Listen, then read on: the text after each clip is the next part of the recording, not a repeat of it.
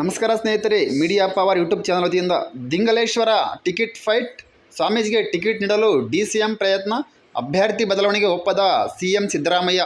ಬಾಲ್ಯ ಹೊಸೂರು ಭಾವೈಕ್ಯತಾ ಪೀಠದ ಪಕಲೇಶ್ವರ ದಿಂಗಲೇಶ್ವರ ಸ್ವಾಮೀಜಿ ಅವರನ್ನೇ ಕಾಂಗ್ರೆಸ್ ಅಭ್ಯರ್ಥಿಯಾಗಿ ಕಣಕ್ಕಿಳಿಸುವ ವಿಚಾರದಲ್ಲಿ ಸಿಎಂ ಸಿದ್ದರಾಮಯ್ಯ ಮತ್ತು ಡಿಸಿಎಂ ಡಿಕೆ ಶಿವಕುಮಾರ್ ಮಧ್ಯೆ ಅಸಮಾಧಾನ ಸೃಷ್ಟಿಯಾಗಿದೆ.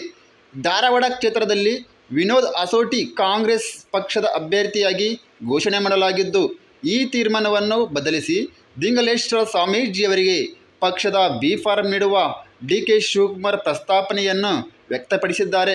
ಸಿಎಂ ಸಿದ್ದರಾಮಯ್ಯ ಈ ಪ್ರಸ್ತಾಪನೆಯನ್ನು ಒಪ್ಪಿಲ್ಲ ಎಂದು ಮೂಲಗಳು ತಿಳಿದುಬಂದಿವೆ. ಧಾರವಾಡ ಕ್ಷೇತ್ರದಲ್ಲಿ ಕೇಂದ್ರ ಸಚಿವ ಪ್ರಹ್ಲಾದ್ ಜೋಶಿ ವಿರುದ್ಧ ತೊಡೆತಟ್ಟಿರುವ ದಿಂಗಲೇಶ್ವರ ಪಕ್ಷೇತರ ಅಭ್ಯರ್ಥಿಯಾಗಿ ಕಣಕ್ಕಿಳಿಯುವ ಘೋಷಣೆ ಮಾಡಿದ್ದಾರೆ.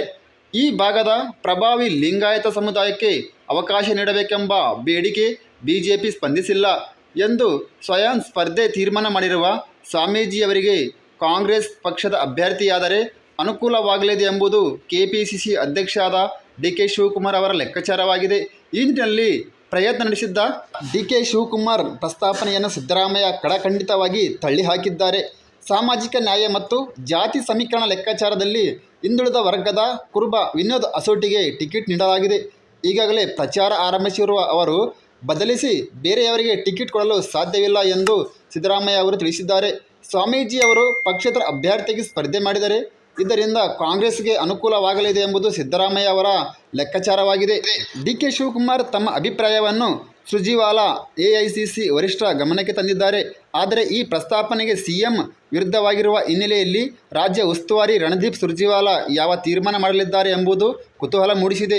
ಸಿಎಂ ಮತ್ತು ಡಿಸಿಎಂ ಅವರೊಟ್ಟಿಗೆ ಸುರ್ಜೇವಾಲಾ ಈ ಸಂಬಂಧ ಸಮಾಲೋಚಿಸುವ ನಿರೀಕ್ಷೆಯಲ್ಲಿದೆ. ಲೋಕಸಭಾ ಚುನಾವಣೆಗೆ ಪಕ್ಷೇತರ ಅಭ್ಯರ್ಥಿಯಾಗಿ ಏಪ್ರಿಲ್ 18ರಂದು ನಾಮಪತ್ರ ಸಲ್ಲಿಸುವುದಾಗಿ ಸಿರಹಟ್ಟಿ ಫಕೀರೇಶ್ವರ ಸಂಸ್ಥಾನದ ದಿಂಗಲೇಶ್ವರ ಸ್ವಾಮೀಜಿ ತಿಳಿಸಿದ್ದಾರೆ. ಚುನಾವಣೆಯಲ್ಲಿ ಸ್ಪರ್ಧಿಸುವ ತೀರ್ಮಾನ ಕೈಗೊಂಡ ಬಳಿಕ ಗುರುವಾರ ಪ್ರಥಮ ಬಾರಿಗೆ ಹುಬ್ಬಳ್ಳಿಗೆ ಆಗಮಿಸಿದ ಅವರು ಬಹಿರಂಗ ಸಮಾವೇಶದಲ್ಲಿ ಮಾತನಾಡಿದರು. ನಾಮಪತ್ರ ಸಲ್ಲಿಕೆಯ ದಿನ ಇತಿಹಾಸ ಸೃಷ್ಟಿ ಮಾಡುವಷ್ಟು ಜನರು ಆಗಮಿಸಬೇಕು. ಚುನಾವಣೆಯಲ್ಲಿ ಗೆಲುವು ಸಾಧಿಸಿದ ನಂತರ ಉತ್ತರ ಪ್ರದೇಶದ ಯೋಗಿ ಆದಿತ್ಯನಾಥ್ ಆಡಳಿತಕ್ಕಿಂತಲೂ ಮಾದರಿ ಆಡಳಿತವನ್ನು ನಾನು ನೀಡುತ್ತೇನೆ ಎಂದು ತಿಳಿಸಿದರು. ತೆರೆದ ವಾಹನದಲ್ಲಿ ಮೆರವಣಿಗೆ ಮೂಲಕ 3000 ಮಠಕ್ಕೆ ಶ್ರೀಗಳು ಕರೆತರಲಾಯಿತು. ಸರ್ ಸಿದ್ದಪ್ಪ ಕಂಬಳಿ ಪುತ್ಥಳಿಗೆ ಶ್ರೀಗಳು ಮಾಲಾರ್ಪಣೆ ಮಾಡಿದರು. ಮೆರವಣಿಗೆ ಉದ್ದಕ್ಕೂ ಡೊಳ್ಳು ಹಾಗೂ ಬಾಜಿ ಭಜಂತ್ರಿಯ ಮೂಲಕ ಬಂಜಾರ ಸಮುದಾಯದ ಮಹಿಳೆಯರ ಸಾಂಪ್ರದಾಯಿಕ ನೃತ್ಯದ ಕಲಾ ತಂಡಗಳು ಗಮನ ಸೆಳೆದವು. ಈ ವಿಡಿಯೋ ಇಷ್ಟ ಆದರೆ ಲೈಕ್ ಮಾಡಿ, ಶೇರ್ ಮಾಡಿ, ಸಬ್ಸ್ಕ್ರೈಬ್ ಮಾಡಿ. ಧನ್ಯವಾದಗಳು ಸ್ನೇಹಿತರೆ.